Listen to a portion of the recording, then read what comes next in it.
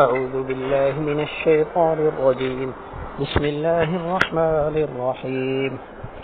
إذا وقعت الواقعة ليس لوقعتها كاذبة خافضة رافعة. إذا رجت الأرض رجا وبست الجبال بسا فكانت هباء منبثا وكنتم أزواجا ثلاثة فأصحاب الميمنة ما أصحاب الميمنة وأصحاب المشأمة ما أصحاب المشأمة والسابقون السابقون أولئك المقربون في جنات النعيم ثلة من الأولين وقليل من الآخرين على سرر موضونة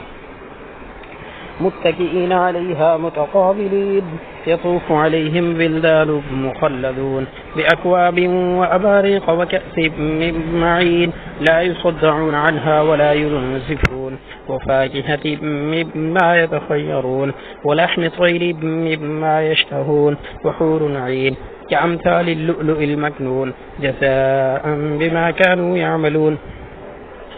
لا يسمعون فيها لغوا ولا تأثيما إلا قيلا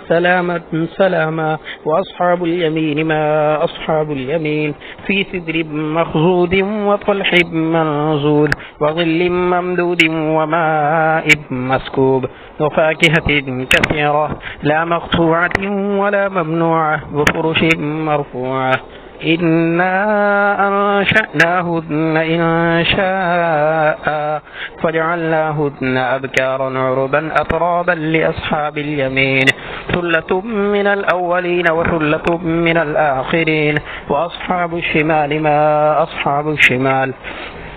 في سموم وحميم وغل من يحموم لا بارد ولا كريم إنهم كانوا قبل ذلك مترفين وكانوا يصرون على الحنث العظيم وكانوا يقولون أئذا متنا وكنا ترابا وعظاما أئنا لمبعوثون أو آباؤنا الأولون قل إن الأولين والآخرين لمجموعون إلى ميقات يوم معلوم ثم إنكم أيها الضالون المكذبون لآكلون من شجر من زقوم فمالئون منها البطون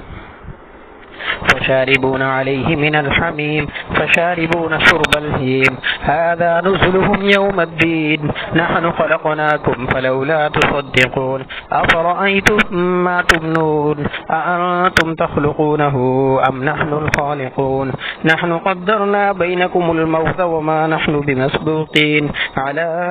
أن نبدل أمثالكم وننشئكم فيما لا تعلمون ولقد علمتم النشأة الأولى فلولا تذكرون أفرأيتم ما تحرثون أأنتم تزرعونه أم نحن الزارعون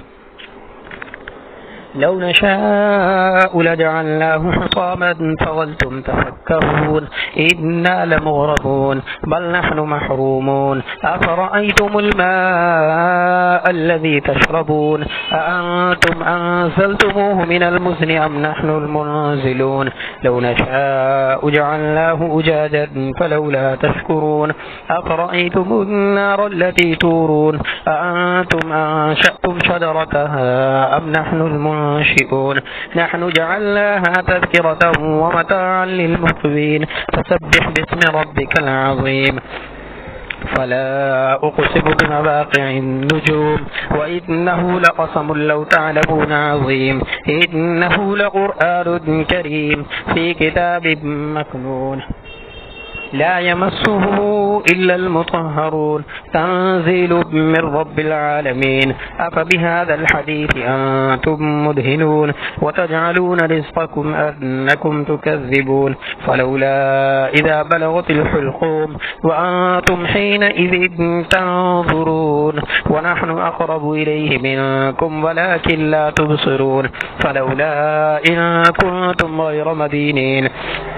ترجعونها إن كنتم صادقين. فأما إن كان من المقربين فروح وريحان وجنة نعيم. وأما إن كان من أصحاب اليمين فسلام لك من أصحاب اليمين. وأما إن كان من المكذبين الضالين فنزل من حميم وتصلية جحيم. إن هذا لهو حق اليقين. فسبح باسم ربك العظيم. صدق الله العظيم.